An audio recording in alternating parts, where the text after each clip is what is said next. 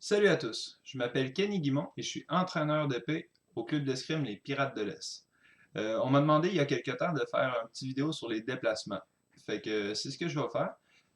Comment je vais l'aborder, c'est pas vraiment une vidéo qui va être technique, mais plus sur ma vision des déplacements. OK? Puis je vais y aller plus spécifiquement sur la marche et les bonds. Différentes applications, différentes variations qu'on peut faire, puis les différences qu'il y a entre ces deux déplacements-là. Donc, c'est un petit peu là-dessus que le sujet va être. Fait que je souhaite que ça va vous intéresser. Puis aussi, je tiens à dire, avant de me lancer totalement, que c'est justement, je suis un jeune entraîneur, je suis passionné. Donc, je regarde beaucoup de choses, j'essaie toujours d'apprendre, mais je considère que ça prend plus qu'une vie d'apprentissage et d'études de cette discipline-là pour totalement la maîtriser dans toute sa grandeur. Donc, c'est justement, il y a toujours place à erreur ou à amélioration. Puis ça, ben, je suis super ouvert à ça. Donc, si vous voyez des choses, n'hésitez pas à m'en faire part, ça va me faire plaisir. Donc, pour cette partie, on va parler de la différence et des ressemblances qu'il y a entre la marche et le bond.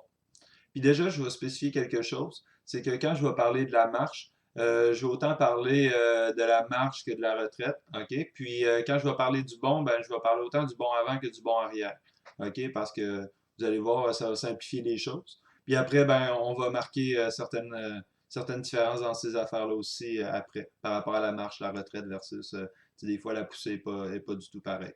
Fait que c'est quand même des choses qu'on va spécifier, mais des fois, quand je vais parler des différences et des ressemblances, il y a beaucoup d'affaires qui vont se rattacher ensemble.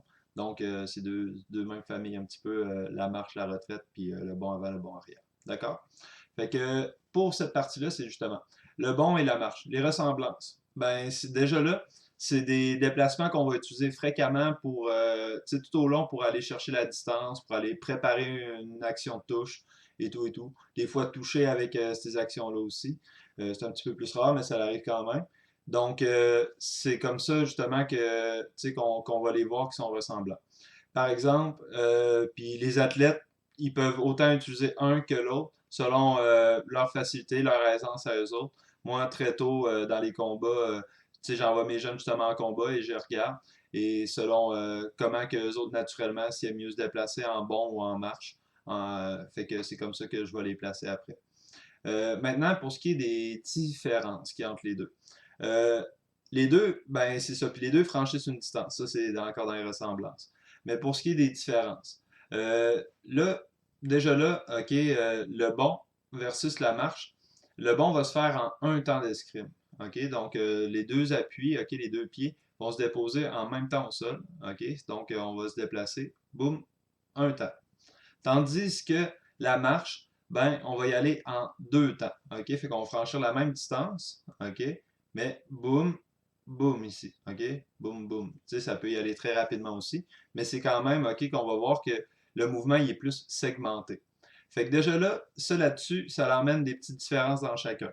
Il y en a un qu'on va avoir un petit peu plus de stabilité. On va toujours avoir un appui au sol pour la marche. D'accord? Tandis que le bon, son avantage, c'est justement c'est qu'on va franchir la distance en moins de temps, ok? Qu'on va être les deux pieds dans la distance qu'on va vouloir franchir.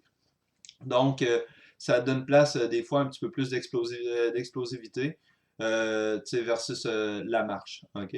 Mais ça ne veut pas dire qu'on ne peut pas être explosif avec la marche. Ça ne veut pas dire qu'on ne peut pas être bien segmenté puis mettre de la bonne variation dans nos préparations avec le bon. Mais c'est quand même d'en prendre conscience qu'on a un petit peu moins de temps quand on fait des bons pour segmenter nos mouvements. Puis, c'est de bien travailler nos jambes pour être capable d'avoir une bonne explosion quand on fait nos marches aussi. Fait que ça, c'est déjà dans les petites différences qu'on peut faire entre les deux.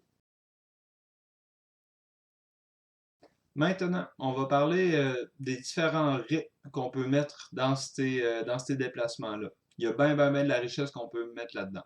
Moi, je me suis beaucoup inspiré de Charles Silberg. Il y a des vidéos que je mettrai dans le lien de description qui m'ont beaucoup aidé. Puis vous allez voir, mon inspiration est grande par rapport à ce maître-là des États-Unis qui parlait de ces différences de rythmes-là. Au fleuret, mais ça s'applique très bien à l'épée aussi.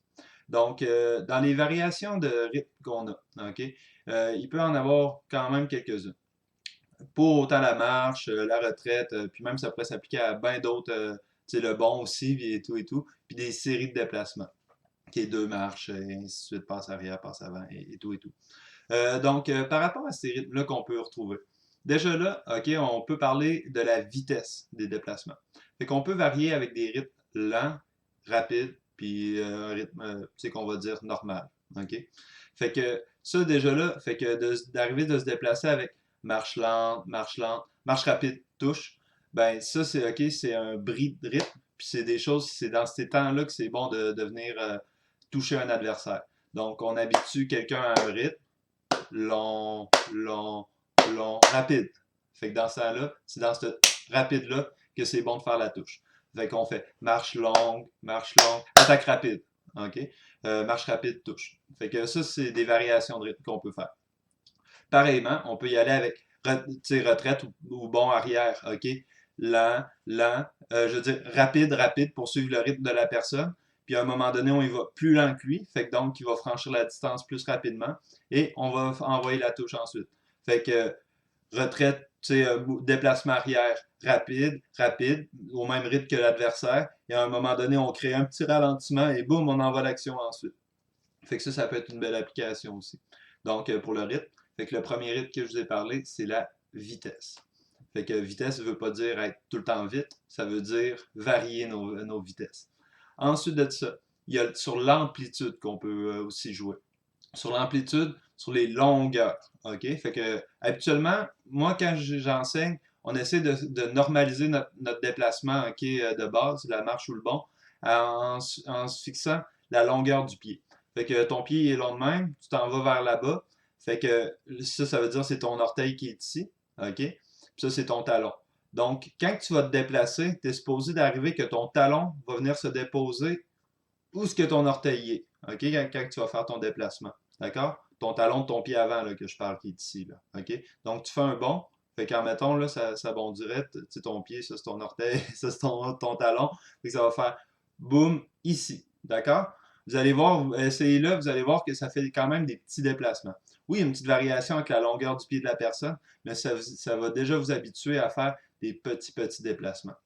Une fois que ça c'est normalisé, après on peut jouer avec des variations selon comment que notre adversaire se déplace et tout, puis comment qu'on va ajouter dans nos stratégies ou mettre de la variété. Donc là, je parlais de l'amplitude.